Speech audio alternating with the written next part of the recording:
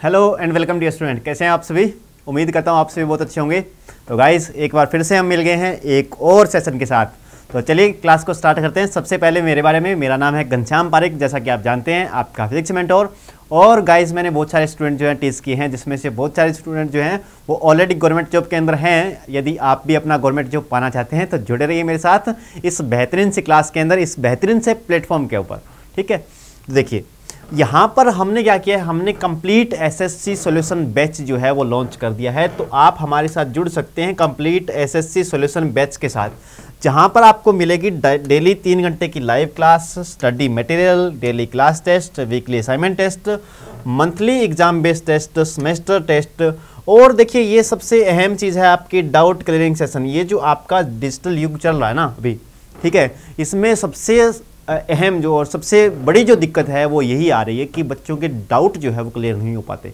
लेकिन यहाँ पर हमारे साथ अगर कंप्लीट एसएससी सॉल्यूशन बैच के साथ आप जुड़ेंगे तो यहाँ पर आपको अलग से डाउट क्लियरिंग सेशन जो है वो मिलेंगे। ठीक है, जेनरिक टॉपिक्स वीडियो भी आपको मिलेंगे, यानी कि जिस टॉपिक के अंदर आपको डाउट आते हैं, ज़्यादा डाउट जिस टॉपिक के अंदर आते हैं, उस टॉपिक को बड़े अच्छे ढंग से, ठीक है, अलग से आपको समझाया जाएगा। ठीक है, तो ये इतनी सारी चीज़ें यहाँ पर मिल रही है। कंप्लीट एसएससी सॉल्यूशन बैच है। चाहे आप किसी भी एग्जाम की तैयारी कर रहे हैं, चाहे आप सीजीएल की तैयारी कर रहे हैं, चाहे आप सीएचएसएल के लिए तैयारी कर रहे हैं, चाहे आप एमटीएस के लिए तैयारी कर रहे हैं, तो सभी एग्जामों के लिए कोर्स जो है वो बेनिफिशियल रहेगा। यदि आप मेरा कूपन कोड यूज़ करेंगे GP500 तो यहाँ पर आपको मैक्सिमम डिस्काउंट के साथ ये कोर्स मिल जाएगा। ठीक है, आप हमारी ऐप को डाउनलोड कर सकते हैं यहाँ से स्कैन करके, और या फिर आप प्ले स्टोर में जाएंगे, राइसमार्ट हिंदी ऐप सर्च करेंगे और जुड़ जाएंगे हमारे साथ कंप्लीट एसएससी सॉल्यूशन बैच के साथ। ठीक है, तो देरी किस बात की, जल्दी से जाइए प्ले स्टोर पर और जुड़ जाइए हमारे साथ। ठीक है, हम क्लास को करते हैं स्टार्ट।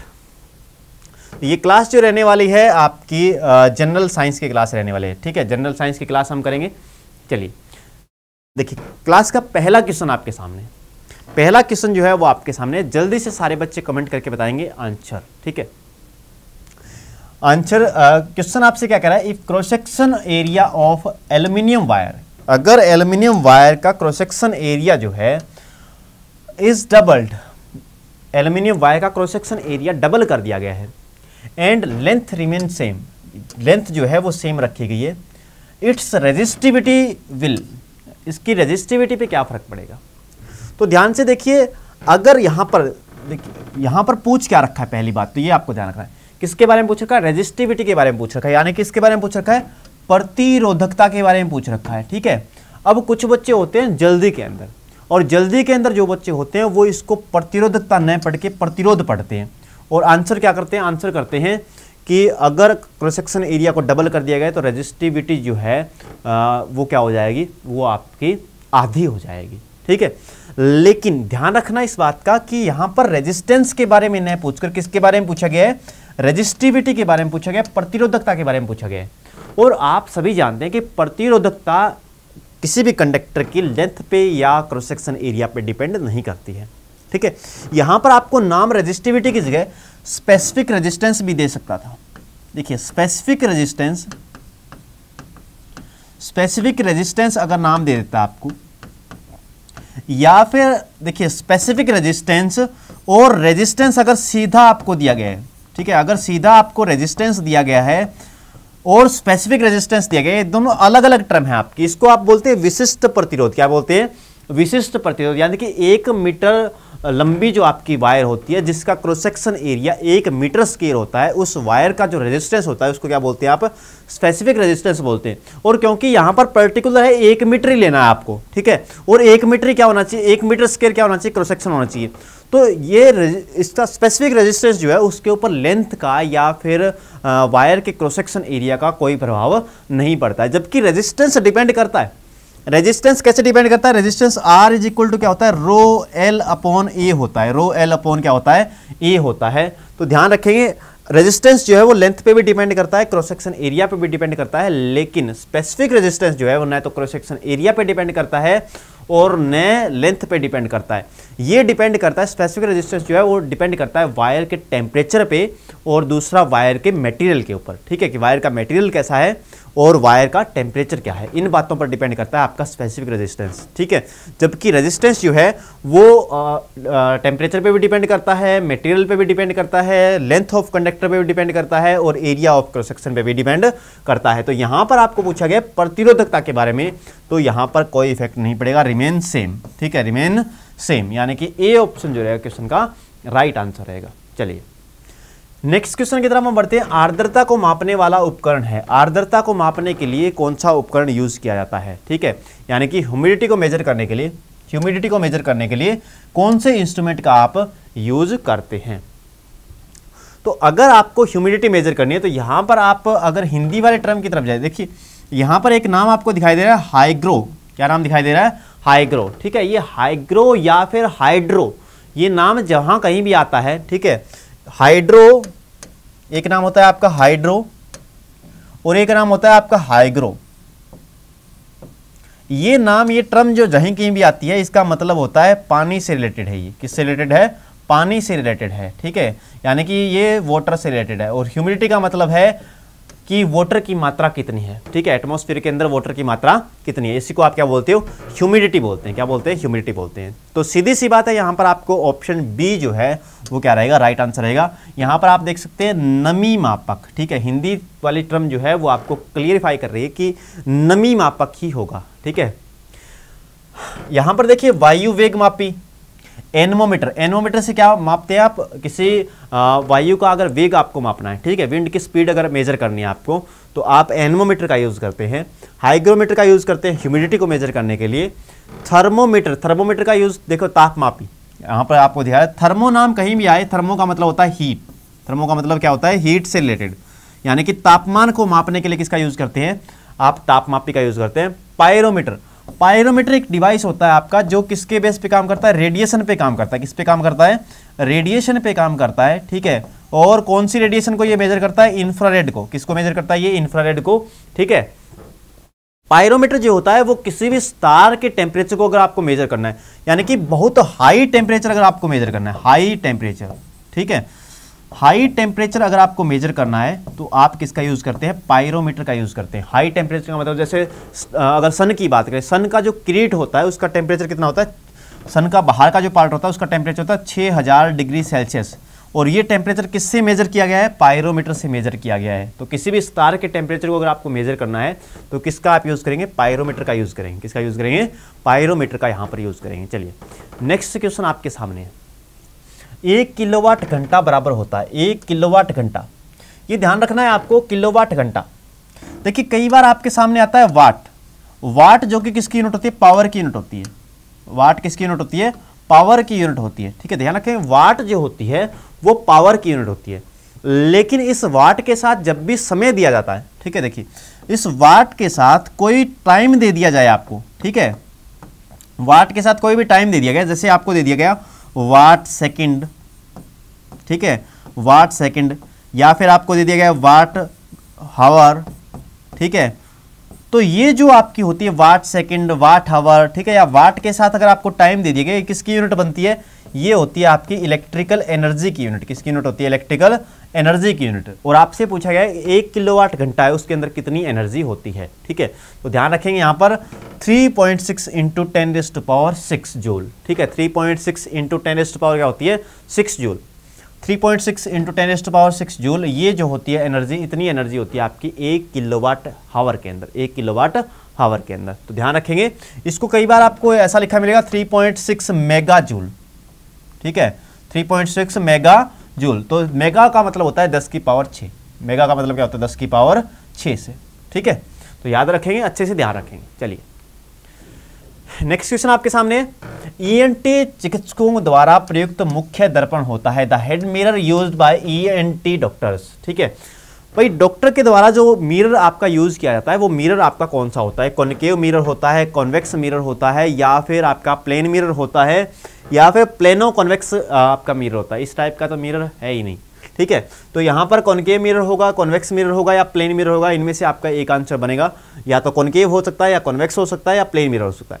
देखिए जब भी डॉक्टर कोई भी डॉक्टर है, ठीक है, अगर उसको मिरर का यूज़ करना है तो सीधा सीधा मतलब है कि उसको किसी चीज़ की इमेज देखने के लिए मिरर की ज़रूरत है, ठीक है, किसी चीज़ की उसको इमेज देखनी है। अब इमेज देखने के लिए जो भी मिरर यूज़ करेगा, अब मिरर की बात नहीं है कि कौन सा मिरर यूज़ करना है, ठीक है, लेकिन आप इतना तो आइडिया लगा सकते हैं ना कि अगर उसको इमेज देखनी है तो कम से कम ऐसा मिरर यूज़ करे ना जो बड़ी इमेज बना सके, ठीक है, जो उस ऑब्जेक्ट की बड़ी इमेज बना सके, कम से कम ऐसा मिरर तो यूज़ करना चाहिए ना। और बड़ी इमेज बनाने की क्वालिटी एक ही मिरर के पास है सिर्फ, ठीक है, बड़ी इमेज बनाने की क्वालिटी सिर्फ आपकी किसके पास है, कॉनकेव मिरर के पास है। किसके पास है, कॉनकेव मिरर के पास, क्योंकि कॉन्वेक्स मिरर जो है वो हमेशा स्मॉल इमेज बनाता है। कैसी इमेज बनाता है, स्मॉल इमेज बनाता है, जबकि प्लेन जो मिरर होता है वो इक्वल साइज की इमेज बनाता है। कैसी इमेज बनाता है, इक्वल साइज की। लेकिन एकमात्र ऐसा मिरर है कॉनकेव मिरर जो आपकी बड़ी इमेज को बना सकता है, ठीक है। तो सीधी सी बात है, अगर डॉक्टर को यूज करना है मिरर का तो कम से कम आप इस मिरर का यूज करना चाहिए उसको, ठीक है, कॉनकेव मिरर का यूज करना चाहिए। और यही होता है, कॉनकेव मिरर का यूज किया जाता है ईएनटी चिकित्सकों द्वारा या ईएनटी डॉक्टर के द्वारा, ठीक है। डेंटिस्ट जो होते हैं वो भी इसी मिरर का यूज करते हैं। चलिए नेक्स्ट हम बात करते हैं, which of following term does not represents electric power in the circuit. Electric power को कौन सा है जो आपका नहीं दिखाता है, इनमें से कौन सा गलत है, ये पूछा गया आपसे, ठीक है। आई स्केयर आर गलत है, I square divide by R गलत है, वी आई गलत है, या फिर वी स्केयर बाई आर गलत है, ठीक है। तो यहाँ पर आप ध्यान रखेंगे, पहली बात तो आपको इलेक्ट्रिक पावर का फॉर्मूला पता होना चाहिए। इलेक्ट्रिक पावर क्या होती है, ठीक है। देखिए पावर जब भी निकालते हैं आप तो पावर क्या होता है आपका, work done per unit time. Power is equal to क्या होता है, work done per unit time. और इलेक्ट्रिसिटी का जो वर्क डन होता है वो आपका बराबर होता है W इज इक्वल टू क्या होता है, I square R T. W is equal to क्या होता है, आई स्क्वेयर आर टी। तो P इज इक्वल टू क्या लिखेंगे, I square R T divide by क्या हो जाएगा, डिवाइड बाय T हो जाएगा। यहाँ पर T से T कट जाएगा, यानी कि आई square are, I square are, ठीक है। तो आई स्क्वेयर आर जो है ये बिल्कुल सही है, ठीक है, कोई दिक्कत नहीं है इसके अंदर, ए ऑप्शन के अंदर कोई समस्या में नहीं है। आई स्क्वेयर आर जो है वो पावर को रिप्रेजेंट करता है यहाँ पर, लेकिन यहाँ पर पूछा गया कौन सा नहीं करता। तो दूसरा देखते हैं। देखिए आपने एक चीज और सुनी होगी, V इज इक्वल टू क्या होता है, V इज इक्वल टू होता है I R. V is equal to क्या होता है, आई आर, ठीक है। तो यहां पर आप देख सकते हैं V is equal to I R होता है। तो I की वैल्यू अगर पुट करते हैं हम, I की वैल्यू क्या हो जाएगी, V डिवाइड बाई आर हो जाएगी, ठीक है। अगर I की वैल्यू हम यहां पर पुट करेंगे तो P इज इक्वल टू क्या हो जाएगा, V square divide by R square into में R हो जाएगा। तो R से R कट जाएगा आपका, और क्या बच जाएगा, V स्क्वायर अपॉन में R बच जाएगा, ठीक है। V स्क्वायर अपॉन में क्या बच जाएगा, R बच जाएगा, जो कि इस ऑप्शन के अंदर है, यानी कि D भी सही है आपका, ठीक है। D ऑप्शन भी क्या है, सही है आपका। अब देखिए यहाँ पर R की वैल्यू भी पुट कर सकते हैं हम। R की वैल्यू अगर पुट करनी है तो R की वैल्यू यहाँ से देख सकते हैं हम, क्या होगी R की वैल्यू, R की वैल्यू होगी V डिवाइड बाई आई। क्या होगी R की value, V divide by I. और यहाँ पर अगर पुट कर दे हम तो P इज इक्वल टू एक फॉर्मूला हमारे पास और निकल के आ जाएगा, आई स्केयर आर है यहाँ पर, आई स्केयर, और R की जगह हम क्या पुट कर दे, V divide by I put कर दे। तो I से एक I कैंसिल हो जाएगा, यानी कि P is equal to V into में I, यानी कि ये भी सही है। तो ऑटोमेटिकली B ऑप्शन जो रहेगा आपका क्वेश्चन का राइट आंसर रहेगा, यानी कि इस तरह से पावर को रिप्रेजेंट हम नहीं कर सकते, ठीक है। B ऑप्शन जो रहेगा क्वेश्चन का राइट आंसर रहेगा, इस तरह से हम पावर को रिप्रेजेंट नहीं कर सकते। आई स्क्वायर डिवाइड बाई आर नहीं होगा, ठीक है, ये पावर का फॉर्मूला नहीं है, यानी कि B ऑप्शन क्वेश्चन का क्या रहेगा, राइट आंसर रहेगा। चलिए तो यहां पर पावर के फॉर्मूले भी आपको ध्यान रखने हैं। पावर का फॉर्मूला कौन कौन सा है, आई स्क्वायर आर ये पावर का फॉर्मूला है, V square divide by R ये भी पावर का फॉर्मूला है, V डिवाइड बाई आई ये भी पावर का क्या है, फॉर्मूला है, ठीक है। और जब भी हमें कहीं भी आपने देखा हो इलेक्ट्रिक बल्ब होते हैं आपके, ठीक है, उनके ऊपर लिखा होता है, उनके ऊपर क्या लिखा होता है, उनके ऊपर रेटिंग जो आपकी दी जाती है वो ऐसे लिखी होती है, 220 वोल्ट और 100 वाट, ठीक है, इस तरह से आपकी रेटिंग दी जाती है। तो 100 वाट जो यहाँ पर है वो किसको रिप्रेजेंट करता है, पावर को, और जो 220 वोल्ट है वो किसको रिप्रेजेंट करता है, पोटेंशियल डिफरेंस को, यानी कि विभवांतर को, ठीक है। और किसी भी बल्ब की रेटिंग जो है वो इस तरह से आपकी दिखाई जाती है, 220 वोल्ट 100 वाट, ठीक है। चलिए किस दौरान सौर ऊर्जा जो है उसका रूपांतरण रासायनिक ऊर्जा में होता है, ठीक है, कौन सा प्रोसेस है जिसमें जो आपकी सोलर एनर्जी है, ठीक है, सोलर एनर्जी जो है वो आपकी केमिकल एनर्जी के अंदर कन्वर्ट होती है, कौन सा ऐसा प्रोसेस है आपका, ठीक है। यहाँ पर ट्रांसपिरेशन है, फोटोसिंथेसिस है, डिफ्यूजन है या ऑस्मोसिस है, ठीक है। तो ध्यान रखेंगे हमेशा कि आपकी जो सोलर एनर्जी है, ठीक है, सोलर एनर्जी जब भी आपकी केमिकल एनर्जी के अंदर कन्वर्ट होती है तो एक प्रोसेस आपका होता है, ठीक है। हालांकि ये बायोलॉजी के अंदर आप पढ़ते हैं इस चीज़ को, फोटोसिंथेसिस। क्या होता है? फोटोसिंथेसिस, ठीक है। अब फोटोसिंथेसिस आपका एक प्रोसेस होता है जिसके अंदर क्या बनता है? जिसके अंदर ग्लूकोज बनता है, ठीक है। ये जो आपके हरे पौधे होते हैं ना, हरे जो पौधे आपके होते हैं उनके द्वारा अपना खाना बनाने का जो प्रोसेस है, ठीक है, हरे पौधों के द्वारा खाना जो बनता है, क्या बनता है इस प्रोसेस के अंदर? ग्लूकोज बनता है, ठीक है। तो ये ग्लूकोज बनाने का एक मेथड है, किसके द्वारा? हरे पौधों के द्वारा। क्या है? फोटोसिंथेसिस है। फोटोसिंथेसिस के अंदर क्या होता है कि आपकी कार्बन डाइऑक्साइड होती है, ठीक है, प्लस में वाटर आपका होता है, पानी आपका होता है, ठीक है। और जब इनको क्या मिलती है?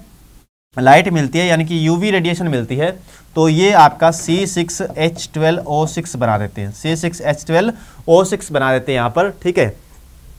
और प्लस में यहाँ पर क्या बनती है? प्लस में यहाँ पर ऑक्सीजन बनती है, प्लस में यहाँ पर क्या बनती है? ऑक्सीजन बनती है। तो ये जो आपका ग्लूकोज है, ठीक है, ये क्या है? केमिकल एनर्जी है, जबकि सोलर एनर्जी जो है वो केमिकल एनर्जी के अंदर यहाँ ऐसे कन्वर्ट आपकी होती है, ठीक है। तो फोटोसिंथेसिस के दौरान जो सोलर एनर्जी है वो किसके अंदर कन्वर्ट होती है? आपकी केमिकल एनर्जी के अंदर कन्वर्ट होती है। तो ध्यान रखेंगे, अच्छे से याद रखेंगे इस चीज़ को, ठीक है। हालांकि क्वेश्चन जो है फोटोसिंथेसिस जो है बायोलॉजी के अंदर आप पढ़ते हो, ठीक है। आप कमेंट करके मुझे ये बताएंगे कि कौन से कलर की लाइट है जिसके अंदर फोटोसिंथेसिस जो है वो नहीं होता, ठीक है। कौन से कलर की लाइट है जिसके अंदर फोटोसिंथेसिस जो है वो नहीं होता है, ठीक है। चलिए नेक्स्ट हम बात करते हैं करंट की एसआई इकाई क्या है। करंट जो है उसकी एसआई यूनिट क्या है। यहाँ पर करंट बोलने का मतलब है इलेक्ट्रिक करंट से। किससे मतलब है? इलेक्ट्रिक करंट से मतलब है, ठीक है। एम्पियर, न्यूटन, वोल्ट या फिर जूल। तो यहाँ पर आप देख सकते हैं इलेक्ट्रिक करंट की जो एसआई यूनिट होती है वो क्या होती है? एम्पियर होती है, ठीक है, एम्पियर। इलेक्ट्रिक करंट को हम आई से लिखते हैं, आई से डिनोट करते हैं, और वो क्या होता है? Q डिवाइड बाई टी होता है। कितना चार्ज कितने टाइम के अंदर फ्लो कर गया है, इसको आप इलेक्ट्रिक करंट बोलते हैं। और ये क्या होता है? कूलम डिवाइड बाय सेकंड, और कूलम डिवाइड बाय सेकंड को आप क्या बोलते हैं? एम्पियर बोलते हैं। अगर एक कूलम का चार्ज 1 सेकंड के अंदर फ्लो करता है किसी वायर से, तो हम बोलेंगे कि उसके अंदर 1 एम्पियर का करंट जो फ्लो कर रहा है, ठीक है। एम्पियर यहाँ पर ये भी ध्यान रखेंगे आप, एम्पियर एक फंडामेंटल यूनिट भी है। एम्पियर क्या है? एक फंडामेंटल यूनिट है, ठीक है। फंडामेंटल यूनिट हमारे पास 7 हैं, और 7 में से एक हमारी क्या है? एम्पियर भी है, ठीक है। न्यूटन की बात करें तो न्यूटन किसकी यूनिट होती है? न्यूटन आपकी फोर्स की यूनिट होती है, ठीक है। वोल्ट की बात करें तो ये किसकी यूनिट होती है? पोटेंशियल डिफरेंस की यूनिट होती है, यानी कि विभवांतर की। जूल की बात करें तो ये यूनिट होती है आपकी एनर्जी की। एनर्जी की बोले या फिर हीट की बोले या फिर वर्क की बोले, तो वर्क की, हीट की या फिर एनर्जी की यूनिट क्या होती है? जूल होती है। पोटेंशियल डिफरेंस की क्या होती है? वोल्ट होती है। एक वोल्ट होता है, एक वाट होता है, वाट पावर की यूनिट होती है। और एम्पियर की बात करें तो ये क्या है? इस इलेक्ट्रिक करंट की यूनिट होती है। ध्यान रखेंगे, अच्छे से याद रखेंगे। चलिए नेक्स्ट क्वेश्चन आपके सामने है, सूर्य की ऊष्मा जो है पृथ्वी तक किसके माध्यम से पहुंचती है? ठीक है, रिफ्लेक्शन, कंडक्शन या फिर रेडिएशन या फिर कन्वेक्शन। जल्दी से बताएंगे कि जो आपकी सन की रेडिएशन, सन का जो आपका हीट है वो कैसे आपका पहुंचता है अर्थ तक, ठीक है। तो सन की रेडिएशन जो है हीट ऑफ सन, ठीक है, सन की जो हीट है वो अर्थ तक कैसे पहुंचती है? रेडिएशन के द्वारा पहुंचती है। किसके द्वारा पहुंचती है? रेडिएशन के द्वारा पहुंचती है, ठीक है। ध्यान रखेंगे, अच्छे से याद रखें। जब भी कोई ऑब्जेक्ट बहुत ज़्यादा गर्म होता है, जब भी कोई ऑब्जेक्ट बहुत ज़्यादा गर्म होता है तो वो रेडिएशन छोड़ता है। वो क्या छोड़ता है? रेडिएशन छोड़ता है, ठीक है। और आपको पता है सूर्य जो है बहुत ज़्यादा गर्म है। सूर्य का अगर ऊपर के टेम्परेचर की बात करें, सूर्य का जो किरीट होता है उसके टेम्परेचर की अगर बात करें तो वो आपका कितना होता है? 6000 डिग्री सेल्सियस तक होता है। तो बहुत ज़्यादा गर्म होता है, इसलिए क्या छोड़ता है? वो रेडिएशन छोड़ता है। और इस रेडिएशन को चलने के लिए किसी मीडियम की रिक्वायरमेंट नहीं होती है, किसी मीडियम की रिक्वायरमेंट नहीं होती है, ठीक है। ये वैक्यूम के अंदर भी ट्रेवल कर सकती है, ठीक है। तो सन की जो आपका सन की जो हीट है वो अर्थ तक किस माध्यम से, किस मेथड से पहुंचती है? रेडिएशन से पहुंचती है, विकिरणन से पहुंचती है, ठीक है। यहाँ पर दो प्रोसेस आपके और दे दें। प्रावर्तन तो आपका ऑप्टिकल एक फिनोमिना है, ठीक है, प्रावर्तन की हम बात नहीं करेंगे। यहाँ पर कंडक्शन दिया गया। कंडक्शन जो है वो सॉलिड्स के अंदर होता है। कंडक्शन के लिए हमें क्या चाहिए? सॉलिड चाहिए। सॉलिड जो है, सॉलिड गर्म होता है। आपको पता है कि अगर आपका पास कोई सॉलिड का मेटल है, ठीक है, उसको एक साइड से अगर आप गर्म करेंगे, मान लीजिए आपके पास एक धातु का ऐसे टुकड़ा है, इसको अगर इस साइड से आप हीट देंगे ना तो ये पूरा का पूरा गर्म हो जाएगा, ठीक है, ये पूरा क्या हो जाएगा? गर्म हो जाएगा। लेकिन यहाँ पर क्या होता है, यहाँ पर आपका जो हीट का ट्रांसफर होता है वो इलेक्ट्रॉन के थ्रू होता है। किसके थ्रू होता है? इलेक्ट्रॉन के थ्रू होता है। इलेक्ट्रॉन जो है वो यहाँ के इलेक्ट्रॉन वहाँ चले जाते हैं, ठीक है। इलेक्ट्रॉनों का माइग्रेशन यहाँ पर होता है, ठीक है, और सॉलिड आपका गर्म होता रहता है। लेकिन कभी आपने पानी को गर्म होते देखा क्या? पानी जो आपका गर्म, यहां पर देखिए, यहां पर आपका मैंने आपको बोला माइग्रेशन, लेकिन यहां देखिए माइग्रेशन आपका नहीं होता है, ठीक है। इलेक्ट्रॉन जो है वो आपकी हीट को चलते रहता है। ये इलेक्ट्रॉन इस इलेक्ट्रॉन को हीट दे देगा, ये इलेक्ट्रॉन इस इलेक्ट्रॉन को हीट देगा अपनी, ठीक है। तो एक्चुअल माइग्रेशन यहां पर नहीं होता है, ठीक है। पहले मैंने बोला था होता है, लेकिन एक्चुअल माइग्रेशन यहां पर नहीं होता है, ठीक है। तो ध्यान रखेंगे, अब की बार सही ध्यान रखेंगे कि एक्चुअल माइग्रेशन यहां पर नहीं होता है। जबकि पानी को अगर गर्म होते देखा है आपने, तो पानी गर्म किस मेथड से होता है? पानी गर्म होता है कन्वेक्शन से। किससे होता है? कन्वेक्शन से। देखिए सॉलिड गर्म होता है आपका कंडक्शन से, और अगर लिक्विड और गैसेस की बात करें तो वो गर्म होने का मेथड होता है कन्वेक्शन। क्या होता है? कन्वेक्शन, यानी कि संवहन से। तो यहां पर पानी जब गर्म होता है ना, तो आपको एक बात का पता है कि जो आपका ठंडा पानी होता है ना, जो आपका ठंडा पानी होता है वो हमेशा नीचे रहता है, और गर्म पानी ऊपर चला आता है। गर्म पानी क्या होता है? ऊपर आता है, ठीक है। गर्म पानी ऊपर आता है। तो यहाँ पर अगर आप इसको गर्म करना चाहते हैं तो यहाँ पर देखिए पहले क्या था, यहाँ पर आपका कोल्ड वाटर था, यहाँ पर आपका हॉट वाटर है, ठीक है। तो कोल्ड वाटर जैसे ही गर्म होगा ना, तो ये कोल्ड वाटर ऊपर आ जाएगा, और एज कंपेयर टू ये वाला वाटर जो होगा वो ठंडा होगा, तो ये नीचे चला जाएगा, ठीक है। इस तरह से आपका मूवमेंट होता रहेगा। इस तरह से क्या होता रहेगा? मूवमेंट आपका होता रहेगा, और पानी क्या होता रहेगा? गर्म होता रहेगा, ठीक है। ये जो मेथड है इसको आप कन्वेक्शन बोलते हैं, और ये जो मेथड है इसको आप क्या बोलते हैं? कंडक्शन बोलते हैं। और सूर्य से जो आपकी हीट अर्थ के ऊपर आती है उसको आप रेडिएशन बोलते हैं। एक चीज़ का और ध्यान रखेंगे, यहाँ पर जो आपकी एसी होती है, ठीक है, एसी और हीटर जो आपके होते हैं ना, ठीक है। एसी कभी देखा होगा आपने, एसी जो है कमरे को ठंडा करती है, ठीक है। और आपने ये भी महसूस किया होगा कभी ना कभी, आपने ये जरूर देखा होगा, ठीक है, और ये चीज़ें आपके माइंड में भी आई होगी। एसी जो है वो किसी रूम के अंदर ऊपर ही लगाए जाते हैं, नीचे एसी नहीं लगाया जाता। और हीटर जो है ना वो कमरे के अंदर ऊपर की तरफ नहीं लगाए जाते, नीचे ही लगाए जाते हैं, ठीक है। अगर मान लीजिए ये आपका रूम है और आपको एसी लगाना है, तो एसी आप यहाँ नहीं लगाएंगे, ठीक है। एसी आप हमेशा ऊपर की तरफ ही लगाएंगे।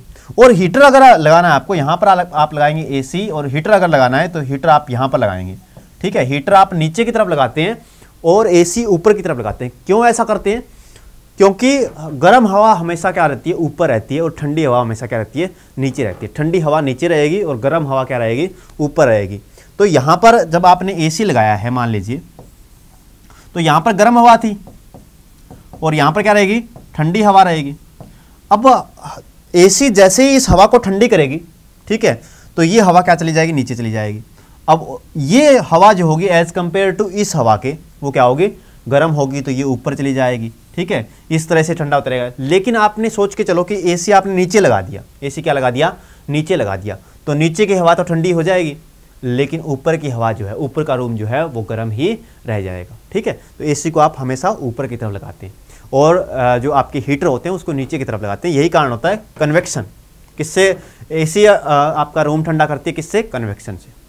यहाँ पर देखिए एक बिजली के बल्ब की रेटिंग जो है वो आपकी 220 वोल्ट है और 200 वाट है। जब इसे 110 वोल्ट पे चलाया जाएगा तो बिजली की खपत होगी। तो कितनी आपकी बिजली खपत होगी? यहाँ पर पावर आपको निकालनी है। 75 वाट की होगी, 75 वाट की होगी, 100 वाट की होगी, 150 वाट की होगी, या फिर 50 वाट की होगी, ठीक है। कौन सा आंसर जो है वो सही आंसर है? जल्दी से क्वेश्चन का आंसर देंगे सारे बच्चे। तो यहाँ पर आपको क्या करना है? देखिए आपको क्या दिया गया है? आपको एक तो पोटेंशियल डिफरेंस दिया गया है, और एक आपको क्या दिया गया है? आपकी पावर दी गई है, ठीक है। तो सबसे पहले तो आप क्या करेंगे? सबसे पहले तो आपको पावर का एक फॉर्मूला पता है जिसके अंदर पोटेंशियल डिफरेंस आता है v²/r होता है। क्या होता है? v²/r होता है, ठीक है। और दूसरी बार आपको क्या करना है? दूसरी बार आपको पोटेंशियल डिफरेंस को चेंज करना है, यानी कि 110 पे चलाना है उसको, ठीक है। किस पे? पहले 220 पे चला रहा था तो 200 वाट का यूज कर रहा था, अब 110 पे चलाना है। तो जो भी आपका इंस्ट्रूमेंट है, जो भी आपका बल्ब है, ठीक है, या फिर जो भी इंस्ट्रूमेंट है, बल्ब की बात यहाँ पर नहीं है, चाहे आप जो भी इंस्ट्रूमेंट का यूज करो, उसका रेजिस्टेंस तो चेंज नहीं होता ना। तो हम क्या निकाल लेंगे? पहले रेजिस्टेंस निकाल लेंगे, ठीक है। और रेजिस्टेंस निकालने के लिए हम क्या करेंगे? R इज इक्वल टू क्या होता है? R is equal to v² में क्या कर देंगे? P कर देंगे।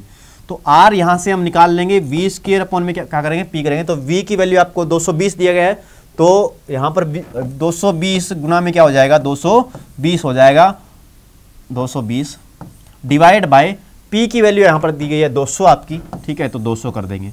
अब ये वाली चीज जो रहेगी ना, ये क्या रहेगी, कांस्टेंट रहेगी, ये आर क्या रहेगा, कांस्टेंट रहेगा, ठीक है। ये बल्ब जो है इसका आर तो चेंज नहीं हुआ ना, आर चेंज नहीं हुआ, पोटेंशियल जो सॉरी रेजिस्टेंस जो है वो क्या रहेगा, कांस्टेंट रहेगा। अब क्या करना है, अब 110 पे चलाना है हमें, ठीक है, और P निकालना है। तो P निकालने के लिए फॉर्मूला क्या है, P निकालने के लिए फिर से वही फॉर्मूला लगाएंगे, वी स्क्वायर अपॉन में R लगाएंगे, लेकिन R की वैल्यू हमारे पास है अभी, तो R की वैल्यू पुट कर देंगे। तो P इज इक्वल टू क्या हो जाएगा, P इज इक्वल टू हम लिखेंगे V की वैल्यू अब की बार कितनी है, 110 है, ठीक है, गुणा में वी स्क्वायर करना है तो गुणा में 110 एक बार और करेंगे, डिवाइड बाय R की वैल्यू कितनी है, R की वैल्यू है 220 गुणा में 220 डिवाइड बाय 200 करना, तो ये 200 ऊपर चला आएगा, ठीक है।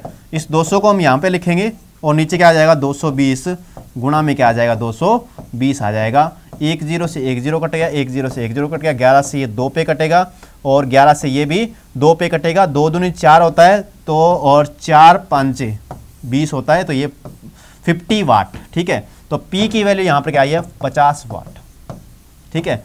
तो 50 वाट का यूज करेगा, यानी कि डी ऑप्शन जो रहेगा क्वेश्चन का राइट आंसर रहेगा। डी ऑप्शन क्या रहेगा क्वेश्चन का राइट आंसर रहेगा, यानी कि 50 वाट का यूज करेगा। 110 पे चलाएंगे तो 50 वाट का यूज करेगा, और जब हम 220 पे चला रहे थे 200 वाट का यूज कर रहा था, ठीक है।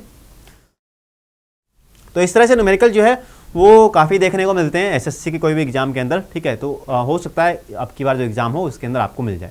चलिए नेक्स्ट क्वेश्चन आपके सामने, एक सामान्य सूक्ष्मदर्शी जो है, एक जो आपकी माइक्रोस्कोप होती है, सिंपल जो माइक्रोस्कोप होती है, उसके अंदर जो लेंस आपका होता है, पहली बात तो सिंपल माइक्रोस्कोप के अंदर कौन सा लेंस होता है इस बात का आपको पता होना चाहिए। अगर माइक्रोस्कोप के अंदर लेंस की बात करें तो कौन सा होता है, कॉन्वेक्स लेंस का यूज करते हैं। कौन से लेंस का यूज करते हैं, कॉन्वेक्स लेंस का यूज करते हैं किसी माइक्रोस्कोप के अंदर। और ये कॉन्वेक्स लेंस को बोलते हैं उत्तल लेंस। उत्तल लेंस का आप यूज करते हैं किसी भी माइक्रोस्कोप के अंदर, या फिर सिंपल माइक्रोस्कोप के अंदर भी क्या करते हैं, कॉन्वेक्स लेंस का यूज करते हैं।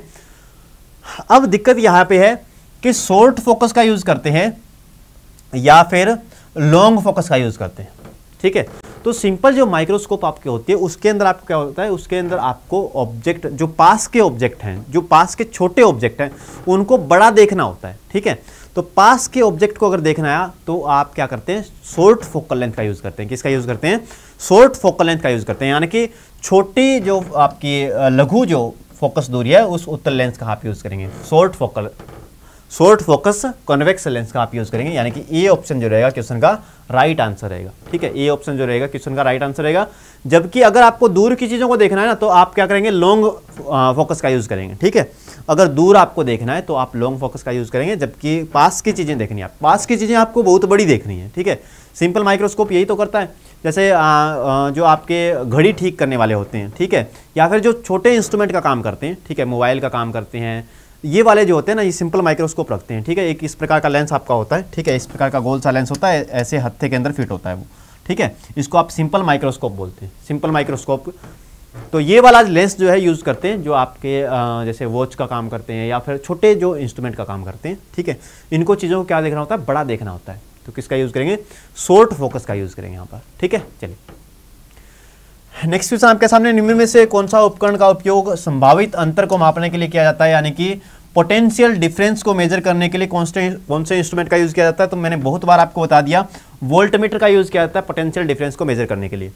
पोटेंशियल डिफरेंस को मेजर करने के लिए किसका यूज किया जाता है, वोल्टमीटर का। और ये वोल्टमीटर जो है समांतर क्रम में लगाए जाते हैं। किस क्रम में लगाए जाते हैं, समांतर क्रम में लगाए जाते हैं, यानी कि पैरेलल के अंदर लगाए जाते हैं, ठीक है। पैरेलल के अंदर पोटेंशियल डिफरेंस क्या रहता है, सेम रहता है, ठीक है। समांतर में जुड़े दो असमान प्रतिरोध वाले सर्किट में, अभी मैंने आपको बताया कि पैरेलल जब भी होता है, जब भी हम पैरेलल सर्किट की बात करते हैं तो पैरेलल सर्किट का मतलब होता है एक रेजिस्टेंस ऐसे यहां पर लगा दिया, ठीक है, एक रेजिस्टेंस यहां पर लगा दिया और इनको हमने ऐसे जोड़ दिया किसी बैटरी से, तो इसका मतलब होता है पैरेलल। और पैरेलल सर्किट, ये मान लीजिए R1 है, ये मान लीजिए R2 है, दो अनइक्वल है ना, असमान प्रतिरोध है। तो यहां पर आपको ध्यान ये इस बात का रखना है कि जब भी हम पैरेलल सर्किट की बात करते हैं तो किसी भी रेजिस्टेंस के लिए, चाहे हम R1 की बात करें चाहे हम R2 की बात करें, तो यहाँ पर पोटेंशियल डिफरेंस जो रहता है, जो आपका विभवांतर रहता है, वो दोनों रेजिस्टेंस के लिए क्या रहेगा, बराबर रहेगा। ठीक है, मान लीजिए यहाँ पर आप 24 वोल्ट की बैटरी का यूज़ कर रहे हैं, किस बैटरी का यूज़ कर रहे हैं, 24 वोल्ट की बैटरी का यूज़ कर रहे हैं, तो यहाँ पर पोटेंशियल डिफरेंस कितना होगा, 24 वोल्ट होगा, और यहाँ पर भी कितना होगा, 24 वोल्ट होगा। लेकिन I यहाँ पर जो है I1 होगा, और यहाँ पर क्या होगा, मान लीजिए I2 होगा। ठीक है, करंट जो है वो चेंज होता है, जबकि पैरेलल के अंदर पोटेंशियल डिफरेंस क्या रहता है, बराबर रहता है। लेकिन यहीं पे आप अगर सीरीज की बात करें, किसकी बात करें, सीरीज की बात करते हैं, तो सीरीज के अंदर क्या होता है, करंट जो है वो सारे रेजिस्टेंस पे बराबर होता है, जबकि पोटेंशियल डिफरेंस जो है वो अलग अलग रहता है। ठीक है, सीरीज के अंदर मान लीजिए एक रेजिस्टेंस आपने यहाँ लगा दिया, एक रेजिस्टेंस आपने यहाँ लगा दिया, और इसको आपने बैटरी से जोड़ दिया, तो इस केस के अंदर क्या होगा, यहाँ पर R1 है मान लीजिए, यहाँ पर R2 है, तो यहाँ पर जो I है वो दोनों पे क्या रहेगा, सेम रहेगा, जबकि यहाँ पर V1 रहेगा और यहाँ पर क्या रहेगा, V2 रहेगा। पोटेंशियल डिफरेंस क्या रहेगा, अलग अलग रहेगा। ठीक है, अगर रेजिस्टेंस आपके बराबर हैं तो पोटेंशियल डिफरेंस भी बराबर रहेगा। यहाँ पर अगर रेजिस्टेंस ये दोनों बराबर हैं तो I भी बराबर रहेगा, लेकिन यहाँ पर असमान प्रतिरोध की बात हो रही है। ठीक है, तो यहाँ पर क्या रहेगा, the current is same in both resistor, the current is larger in larger resistors, the voltage drop is same across both resistors. Voltage drop जो होगी, पोटेंशियल डिफरेंस जो होगा वो क्या रहेगा, सेम रहेगा, यानी कि सी ऑप्शन जो है क्वेश्चन का राइट आंसर है। चलिए नेक्स्ट हम बात करते हैं, ध्वनि की गति सबसे अधिक होती है। ध्वनि की गति जो है वो सबसे अधिक कहाँ होती है, साउंड की स्पीड जो है वो सबसे ज़्यादा किसके अंदर होती है, ये आपसे पूछा गया है। वाटर के अंदर होती है, एयर के अंदर होती है, ग्लास के अंदर होती है, या फिर ग्लिसरीन के अंदर होती है। ठीक है, तो ध्यान रखेंगे सबसे पहले साउंड की स्पीड जो है, स्पीड ऑफ साउंड की हम बात करें, किसकी बात करें, स्पीड ऑफ साउंड की अगर हम बात करते हैं, तो ध्वनि की गति सबसे ज्यादा जो रहती है वो किसके अंदर रहती है, सॉलिड के अंदर रहती है। सबसे ज्यादा किसके अंदर होती है, सॉलिड के अंदर। उसके बाद किसके अंदर होती है, उसके बाद होती है लिक्विड के अंदर, और उसके बाद किसके अंदर होती है, उसके बाद होती है गैसेस के अंदर। ठीक है, उसके बाद किसके अंदर होती है, गैसेस के अंदर। तो सबसे ज्यादा किसके अंदर आएगी, सॉलिड के अंदर, उसके बाद लिक्विड के अंदर, उसके बाद गैसेस के अंदर। ठीक है, तो यहाँ पर आप देख सकते हैं कि ये बाकी चीज़ें आपको क्या, जल ग्लिसरीन की बात करें ये लिक्विड्स हैं आपके, एयर की बात करें तो एयर क्या है, एयर आपका गैसेस फॉर्म के अंदर है। ठीक है, तो सबसे ज़्यादा किसके अंदर होगी, ग्लास के अंदर, यानी कि सी ऑप्शन क्या रहेगा क्वेश्चन का राइट आंसर रहेगा। ग्लास के अंदर जो आपकी साउंड की स्पीड है वो सबसे क्या रहेगी, ज़्यादा रहेगी। इनमें से सबसे ज़्यादा किसके अंदर रहेगी, ग्लास के अंदर रहेगी। वहीं पे देखिए एक साउंड की स्पीड का क्वेश्चन आता है, और एक किसका आता है, एक लाइट की स्पीड का क्वेश्चन आता है। ठीक है, एक आता है लाइट का क्वेश्चन और एक आता है साउंड का। तो लाइट की स्पीड का जो पैटर्न होता है साउंड की स्पीड का बिल्कुल अपोजिट होता है। साउंड की स्पीड जो है, साउंड पहली बात, एक बात आपको और ध्यान रखनी है, साउंड जो है वो निर्वात के अंदर नहीं चल सकती, वैक्यूम के अंदर साउंड ट्रेवल नहीं कर सकती, जबकि लाइट की स्पीड जो है वैक्यूम के अंदर सबसे ज्यादा होती है। उसके बाद किसके अंदर होती है, उसके बाद गैसेस के अंदर होती है, और उसके बाद किसके अंदर होती है, लिक्विड के अंदर होती है, और उसके बाद किसके अंदर होती है, सॉलिड के अंदर होती है।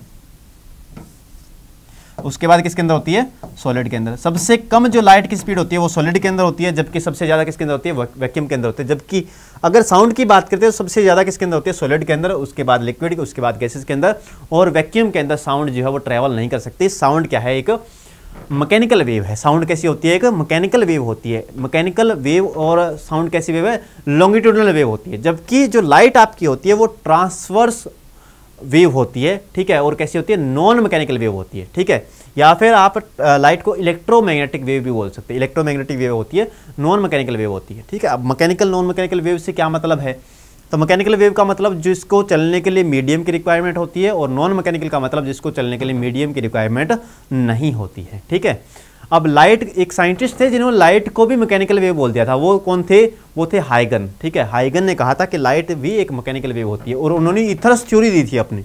ठीक है, लेकिन बाद में पता चला कि लाइट जो है वो मैकेनिकल वेव न होकर कैसी वेव है, नॉन मैकेनिकल वेव है, यानी कि लाइट को ट्रैवल करने के लिए किसी मीडियम की रिक्वायरमेंट नहीं होती है। ठीक है, तो ये आप क्या रखेंगे, अच्छे से ध्यान रखेंगे। चलिए, आज के लिए हमारी क्लास के अंदर इतने ही क्वेश्चन थे। ठीक है, फिलहाल तो हमने क्या किया है, हमने कंप्लीट एसएससी सॉल्यूशन बैच जो है वो लॉन्च कर दिया है। कंप्लीट एसएससी सॉल्यूशन बैच के साथ हमारे साथ जुड़ेंगे आप आप क्या करेंगे, यहाँ से स्कैन करके हमारी ऐप को डाउनलोड कर सकते हैं, या फिर आप rice smart Hindi app play store पे जाके सर्च करेंगे और वहाँ से हमारी ऐप को आप डाउनलोड कर सकते हैं।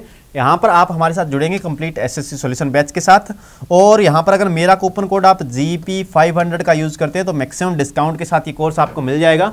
इस कोर्स के अंदर देखिए, ये कोर्स जो है वो काफ़ी, जैसे हमारे हंसराज सर हैं, ठीक है, उनको 30 साल का एक्सपीरियंस है, ठीक है, और उन्होंने 30 साल का जो एक्सपीरियंस है वो इस कोर्स के अंदर पूरा का पूरा लगाया हुआ है, ठीक है। तो इसका मतलब ये है कि ये कोर्स जो है वो बेहतरीन कोर्स है, बेहतरीन कंटेंट के साथ इस कोर्स को बनाया गया है, ठीक है, कोई बकवासबाजी नहीं है यहाँ पर, ठीक है। जैसे आप यूट्यूब पे आजकल चल रहा है, ठीक है, एक ट्रेंड चल रहा है यूट्यूब के ऊपर, ठीक है, कि भाई थोड़े से आपने थोड़ा सा कंटेंट करवाया, थोड़ी सी बकवास कर ली, ठीक है। अब वो वाली बात यहाँ पर नहीं है, आपको कोर्स जो है वो अच्छे ढंग से कंटेंट के साथ जो है वो करवाया जाएगा, ठीक है। तो कंटेंट यहाँ पर आपको भरपूर देखने को मिलेगा। डेली आपकी लाइव क्लास रहेगी 3 घंटे की, study material, daily class test, weekly assignment test, monthly exam based test, semester test, doubt clearing session और जेनरिक टॉपिक्स, ये सारी चीज़ें यहाँ पर आपको प्रोवाइड करवाई जाएगी, ठीक है। तो ये कोर्स जो है वो काफ़ी बेनिफिशियल रहेगा आपके लिए। अब हमें दीजिए विदा, हम मिलते हैं किसी और क्लास के अंदर। Till then take care.